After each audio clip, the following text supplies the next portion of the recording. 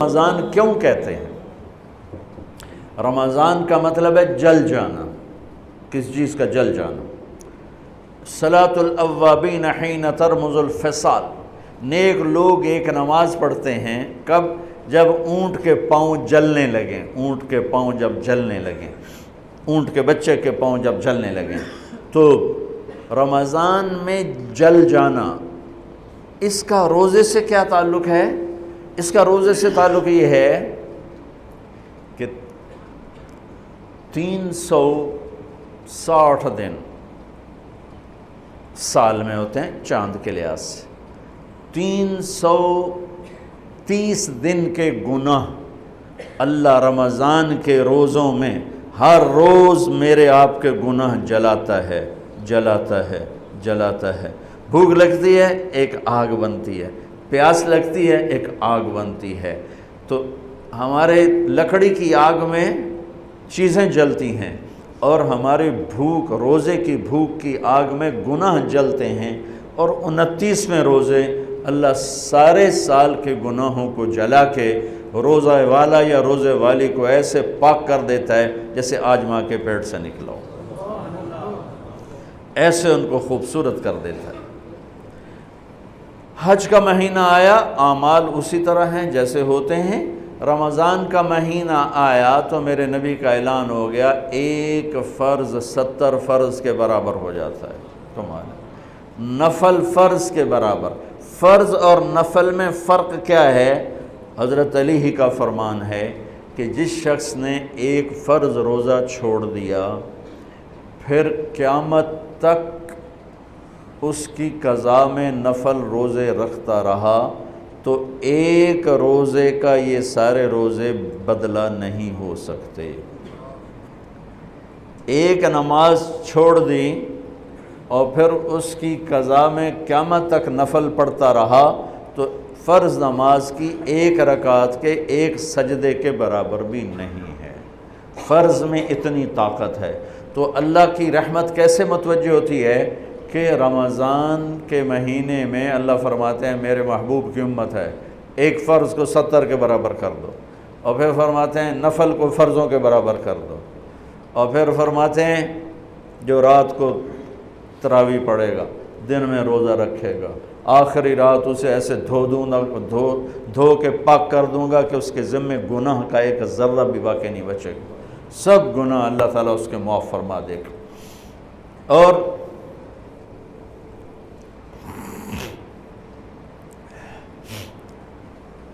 میرے نبی نے فرمایا من صام رمضان ایمانا و احتسابا، دوسری بھی من قام رمضان ایمانا و احتسابا، جس نے روزہ رکھا اللہ کی رضا کے لیے، جس نے تراویح پڑھی اللہ کی رضا کے لیے، اس کے پچھلی زندگی کے سارے گناہ اللہ معاف فرما دیتا ہے۔ رات کا قیام کسی امت کو نہیں ملا۔ دیکھو روزہ سخت تھا تو ان کا قیام اللیل نہیں تھا، چونکہ وہ اپنی کتاب پڑھ سکتے ہی نہیں تھے۔ رمضان میں اللہ نے آسمانی کتابیں اتاریں، یکم رمضان کو ابراہیم علیہ السلام پر، 2 رمضان کو تورات موسیٰ علیہ السلام پر، 8 یا 6 رمضان کو عیسیٰ علیہ السلام ان پر، موسیٰ علیہ السلام پر، ان پر داؤد علیہ السلام پر زبور کو اتارا، اور 12 یا 18 رمضان کو عیسیٰ علیہ السلام پر انجیل کو اتارا، اور 21 رمضان کو اللہ تعالیٰ نے پیر کی رات لیلۃ القدر میں غار حرا کے اندر اللہ تعالیٰ نے اپنے محبوب پر کتاب کو اتارا۔ وہ کتابیں فل آ گئیں، لکھی لکھائیں۔ قرآن فل نہیں آیا، قرآن صرف ایک سورت کے 19 الفاظ آئے بس، اور پھر 23 برس میں قرآن اترا۔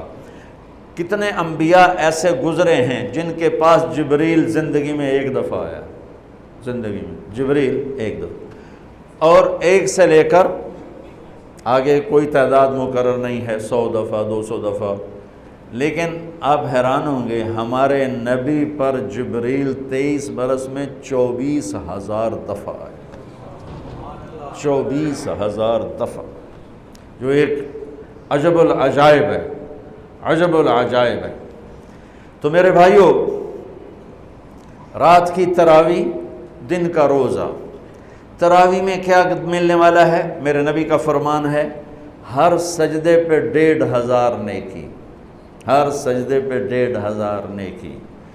تھوڑی اپنی کاروباری مصروفیت گھٹاؤ، اپنی کاروباری مشقت گھٹاؤ، اپنے ملازموں کی بھی مشقت گھٹاؤ تاکہ وہ تراوی پڑھ سکیں، روزہ رکھ سکیں، بشاشت سے پڑھ سکیں، اور اللہ کا فضل ہے ڈھیلے سے ڈھیلا حافظ بھی ہو تو 1.5 گھنٹے میں سارا کچھ نمٹ جاتا ہے۔ اتنی سی ہمت کرو میرے بھائیوں کہ افطاری میں تھوڑا کھاؤ۔ اگر تم پہلوانوں کی طرح شروع ہو گیا نا، پھر تو تم سے عشاء بھی نہیں پڑھی جائے گی، تراوی تم نے کیا پڑھنی۔ روزہ جسم کی فالتو چیزوں کو جلاتا ہے، روزہ ایک قوت پیدا کرتا ہے ایمانی شیطان کے خلاف۔ وہ کیسے پیدا کرتا ہے شیطان کے خلاف؟ اللہ تعالیٰ حلال کو بھی حرام کر دیتا ہے۔ جب بیوی کو بھی شہوت سے دیکھنا حرام ہو گیا اور یہ اس پہ قابو پا گیا تو اوروں کی عزت کو یہ حرام نظر سے کیوں دیکھے گا؟ جب یہ حلال کھانا چھوڑ گیا تو یہ جھوٹ کیوں بولے گا، یہ گالی کیوں دے گا، یہ غیبت کیوں کرے گا؟ جب یہ کان میں دوائی ڈالنا چھوڑ گیا کہ روزہ ٹوٹ جاتا ہے تو یہ اوروں کی غیبت کیوں سنے گا، اوروں کی برائی کیوں سنے گا؟ جب یہ آنکھ میں دوائی نہیں ڈالتا ہے کہ وہ حلق میں جاتی، وہاں سے وہ پیٹ میں چلی جاتی ہے، روزہ ٹوٹ جاتا ہے، تو یہ ان آنکھوں سے غلط کیوں دیکھے گا؟ یہ غلط کیوں کسی کی عزت کے اوپر اپنی بددیانت نظر کو ڈالے گا؟ تو جب یہ اندھیرے میں بند کمرے میں ٹھنڈا پانی پڑا ہوا ہے اور ہاتھ نہیں لگاتا ہے اور اللہ کا دھیان اسے یاد ہوتا ہے کہ اللہ دیکھ رہا ہے، نہاتے ہوئے ہونٹ بند کر رہتا ہے کہ کوئی پانی کا قطرہ منہ میں نہ چلا جائے اور میرا روزہ نہ ٹوٹ جائے، خراب نہ ہو جائے، تو یہ جب اللہ کا اتنا دھیان اس کو نصیب ہو جاتا ہے کہ اللہ دیکھ رہا ہے، ورنہ کیا کسی کو کیا خبر کہ میں 2 گلاس پانی پیتا یا میں پیاس سے بول رہا ہوں۔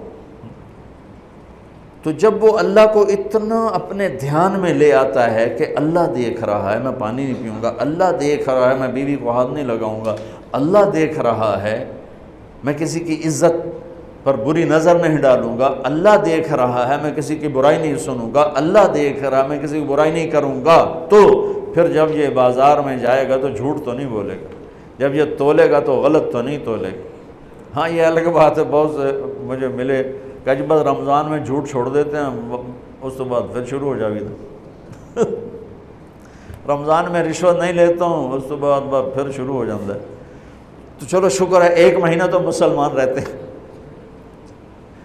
اچھا اس کی وجہ کیا ہے کہ رشوت خور کہتا ہے جی رمضان میں نہیں، جی نہیں، رمضان میں جھوٹ نہیں بولنا، رمضان میں صحیح تولنا ہے، رمضان میں غلط نہیں تولنا ہے۔ کیوں؟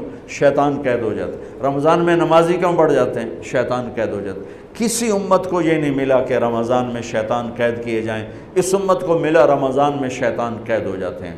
کسی امت کو یہ نہیں ملا کہ رمضان میں جہنم کے دروازے بند ہو جائیں، اس امت کو ملا ہے رمضان میں جہنم کے دروازے بند ہو جاتے ہیں، جنت کے دروازے کھل جاتے ہیں۔ کسی امت کو یہ نہیں ملا کہ ان کے لیے ہر مخلوق دعا کرے، رمضان کے مہینے میں اس امت کو یہ ملا ہے کہ ان کے روزہ رکھنے والوں کے لیے چونٹیاں بھی دعا کرتی، پرندے بھی دعا کرتے ہیں، مچھلیاں بھی دعا کرتی ہیں، ہوائیں دعا کرتی ہیں، ہر شے دعا کرتی ہے روزہ رکھنے والے کی۔ اس امت کو ملا۔ کسی امت کو یہ نہیں ملا کہ آخری رات ان کی سب کی بخشش ہو جائے، اس امت کو ملا ہے کہ رمضان کی آخری رات سب کی بخشش ہو جاتی۔ کسی امت کو یہ نہیں ملا کہ جنت کی حوریں انہیں روزوں میں یاد کریں، اس امت کو ملا ہے کہ اللہ تعالیٰ جنت کو کہتا ہے کہ تو تیار ہو جا، میک اپ کر لے، میرے بندے آ رہے ہیں، دلہن بن جا، سج دھج کے مجھے دکھا دے تاکہ میں اپنے بندوں کو پیش کروں تحفے کے طور پر۔ یہ ہے تمہاری بھوک کا بدلہ، یہ ہے تمہاری پیاس کا بدلہ۔